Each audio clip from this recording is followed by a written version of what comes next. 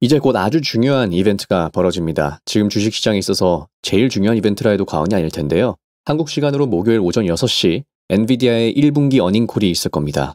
월간은 엔비디아가 예상치를 어느 정도 상회하는 매출을 내줄 것이라고 보고 있는데요.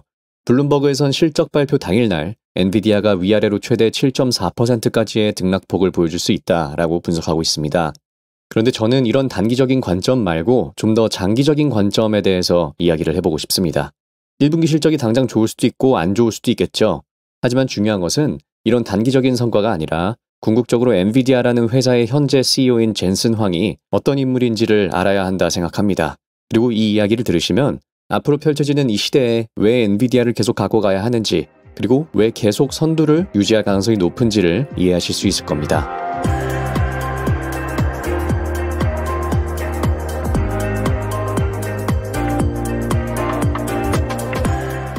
저는 창업자가 처음부터 일궈내서 계속 이끌어가는 형태의 Founder-led Company를 정말 좋아합니다. 실제로 투자를 할 때에도 이 부분을 매우 중요하게 생각하는 하나의 판단 지표로 삼기도 하는데요.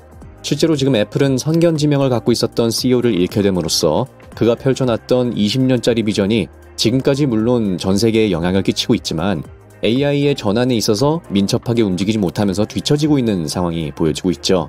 지난 20여 년 동안 시총 1위를 굳건히 지키던 애플이 최근 마이크로소프트와 엔비디아에 밀리게 되면서 시총 3위에 앉게 되었습니다. 저는 그만큼 창업자가 회사를 이끄는지를 매우 중요하게 보는데요. 그 이유에는 창업자가 이끄는 회사가 실제로 그렇지 않은 회사들보다 더욱 좋은 퍼포먼스를 보여준다는 여러 연구기관에서 나온 객관적인 사실들이 있기 때문입니다.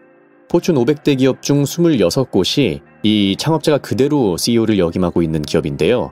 95년부터 2005년까지 이 기업들의 이익 성장률은 19.6%를 상승했지만 나머지 포춘 기업들은 11.7%의 평균 성장률을 보여주었습니다.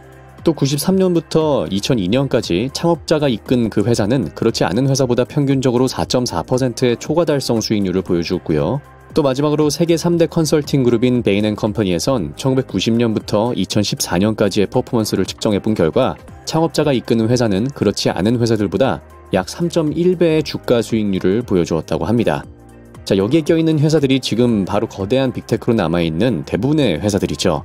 자, 그럼 질문은 왜 창업자가 이끄는 회사는 이런 좋은 퍼포먼스를 보여주게 되는가라는 것일 텐데요. 베인컴퍼니의 글로벌 수석 전략가 크리스 주크에 의하면 이 창업자가 이끄는 회사들의 공통점이 있다고 합니다. 그리고 이것은 일관되게 나타나는 특징이라고 하는데요. 일단 첫 번째가 비즈니스의 반란이라는 표현을 합니다. 시장을 뒤집고 독점하기 위해선 업계의 관행과 맞서 싸우고 또 시장을 독점하기 위해선 하나의 반란 정신이 있어야 한다 하는데 이것은 하나의 일관된 사명과 비전에 기반되어야 한다는 것이죠. 많은 기업이 성장을 하면서 직원의 대부분이 목적의식을 잃어가게 됩니다. 하지만 창업자가 이끄는 회사의 경우는 이 목적의식이 꾸준히 유지되는 성질을 가지고 있다고 하죠. 그 이유에는 창업자가 확고한 비전에 더불어 그 누구보다 회사 존재 이유를 명확하게 이해하고 있는 사람이기 때문에 이런 사람이 이끌게 되면 그런 직원들의 목적의식이 꾸준히 유지된다는 겁니다. 왜냐면 이 창업자들은 최전선에 대한 집착이 있기 때문이죠. 즉, 고객과 맞닿아 있는 그 경계선에 대한 집착이라는 것인데요. 고객 충성도와 지지 기반을 구축하는 것에 있어서 병적이기도 하지만 회사 입장에선 아주 건강하게 작용하는 이런 편집증이 있는데 이를 해결하기 위해서 최전선에 있는 그 고객들과 맞닿아 있는 직원들에게 최대한 힘을 실어주고 문제 해결을 할 수 있도록 권한 부여를 적극적으로 해준다고 합니다. 그리고 중요한 것은 그 직원들에게 권한을 부여해줌과 동시에 창업자들은 본인의 철학을 적극적으로 주입을 해주면서 직원의 참여의식과 목적의식을 뚜렷하게 해준다는 것이죠. 간단하게 말하면 관료주의를 전부 없애고 회사의 철학이 제대로 주입된 능동적인 직원들이 생겨날 수밖에 없는 환경이 조성되기에 뛰어난 퍼포먼스를 보여준다라는 주장을 하는 것입니다. 자, 그럼 엔비디아의 직원들에게 주입된 그 철학은 무엇일까요? 바로 우리는 30일 안에 파산한다라는 정신입니다. 이 정신을 저희는 엔비디아의 GPU 로드맵에서 그대로 볼 수가 있죠. 매년 그 전 세대보다 수십 배는 뛰어난 성능의 GPU가 발표되는 것을 보면 확실히 30일 안에 파산한다는 그 공포심에 회사가 움직인다는 것을 볼 수 있습니다. 이게 실제로 엔비디아가 97년도에 그래픽 표준을 잘못 잡아서 파산할 뻔한 적이 있고 난 뒤로 젠슨에겐 트라우마처럼 남아있는 회사의 모토이기도 하죠. 젠슨 왕이 이런 공포심에 시달리는 인간이었고 그 누구보다 연산이라는 부분을 잘 이해하는 사람이었기에 2012년 알렉스넷의 이미지 트레이닝 기술이 나오고 사람들이 쿠다를 활용한다는 것을 인지했을 때 젠슨 왕은 바로 AI 특화 GPU 생태계에 대한 구상을 시작했습니다. 이때부터 10년간 빌드업 되어 온 것이 지금 우리가 보고 있는 엔비디아의 시장 독점 생태계이죠. 네, 93년부터 엔비디아를 이끌어온 사람이었기에, 그리고 30일 안에 파산한다는 공포심에 시달렸던 사람이었기에 가능했던 설계인 것입니다. 자, 이제 엔비디아가 당면한 문제가 있죠. 바로 양자 컴퓨터입니다. 지금 연산이라는 것을 기반으로 지능이라는 새로운 생태계가 열리고 있는 상황이고요.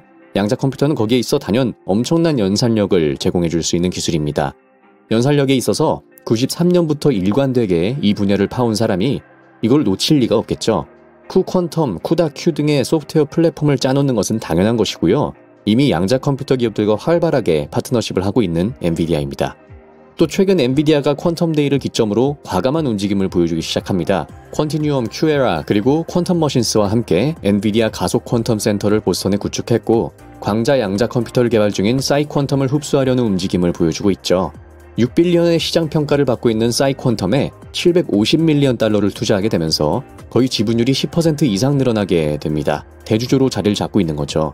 이건 마치 6년 전에 있었던 엔비디아의 멜라녹스 인수 사건을 떠올리게 합니다. 지금 와서 보면 이 인수는 엔비디아가 지금 AI 시장에 자리를 잡는 데에 아주 큰 기여를 한 필수적인 인수였습니다. 초고속 저지연 데이터 전송을 가능하게 했죠. 그와 비슷한 액션들이 지금 양자 컴퓨터 부문에서 생겨나고 있다는 것이죠. 현재 빅테크의 7개 기업 중 창업자가 그대로 CEO 역할을 하면서 지금까지 이끌고 있는 회사는 단 2곳입니다. 메타와 엔비디아 뿐이죠.